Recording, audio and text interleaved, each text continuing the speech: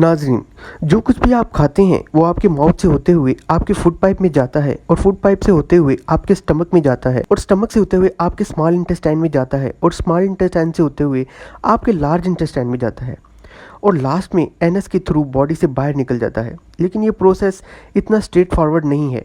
एक average person एक साल में अप्रॉक्सीमेटली 75 केजी खाना खा जाता है, इसका मतलब 25 केजी पर डे। लेकिन सबसे पहले ये जानना ज़रूरी है कि खाना मुंह में डालने से पहले ही डाइजेशन का अमल शुरू हो जाता है। ये आपके माउथ में ये 3 मेजर सैलिवरी ग्लैंड होते हैं, पैरोटिड ग्लैंड, सबमैंडिबुलर ग्लैंड और टंग के नीचे सबलिंगुअल ग्लैंड। बहुत सारे ग्लैंड भी मौजूद होते हैं और जैसे ही आप खाने के बारे में सोचते हैं, खाने को स्मेल करते हैं या खाने को देखते हैं तो सैलिवरी ग्लैंड सलाइवा रिलीज़ करना शुरू कर देते हैं। अब ये तो आप जानते हैं कि सलाइवा खाने को स्वेल करने यानी निगलने में हेल्प करता है और दूसरा सलाइवा का इम्पोर्टेंट रोल ये है कि इसमें एंटीबॉडीज़ होती हैं और ये आपकी बॉडी में जर्म्स को मारता है।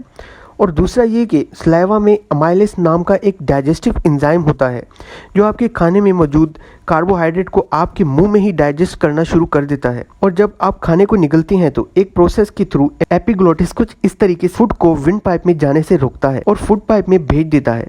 इस बात को गौर से समझिए कि अगर खाना विंड पाइप में चला जाए, विंड पाइप फेफड़ों से कनेक्ट होता है, विंड पाइप में खाना चला जाए तो मसला हो जाता है। आप जब एक दफ़ा आप फूड को चबा लो तो उसे बोलस बोला जाता है।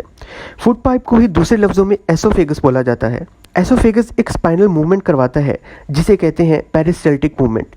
ये पार्ट जो आप देख रहे हैं ये स्टमक है। और जब आप किसी को बोलते हैं कि आप मोटे हो रहे हो, आपका पेट बाहर निकल रहा है, तो देखिए वो आपका स्टमक का एरिया होता है। स्टमक यानी मादा वो ये है। ऑटोमेटिकली अगर देखा जाए तो स्टमक की पोजीशन वो यहाँ है, रिब्स के नीचे, और जिसे आप मोटापे वाली ट्यून रिफ़र कर रहे होते हैं वो इंटेस्टाइन के सामने वाला एरिया होता है। आपके स्टमक में एक एसिड होता है जिसे बोला जाता है हाइड्रोक्लोरिक एसिड। आपकी फूड को अच्छे से डाइजेस्ट करने के लिए आपका स्टमक 1-2 दिन में 2 लीटर हाइड्रोक्लोरिक एसिड रिलीज़ करता है।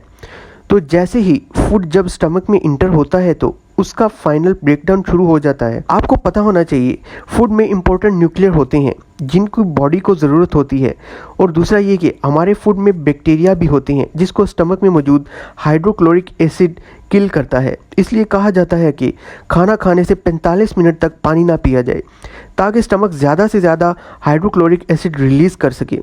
पानी पिएंगे तो एसिड डाइल्यूट हो जाएगा। आपके स्टमक में मौजूद पेप्सिन एंजाइम आपके फूड में मौजूद प्रोटीन की डाइजेस्ट करता है।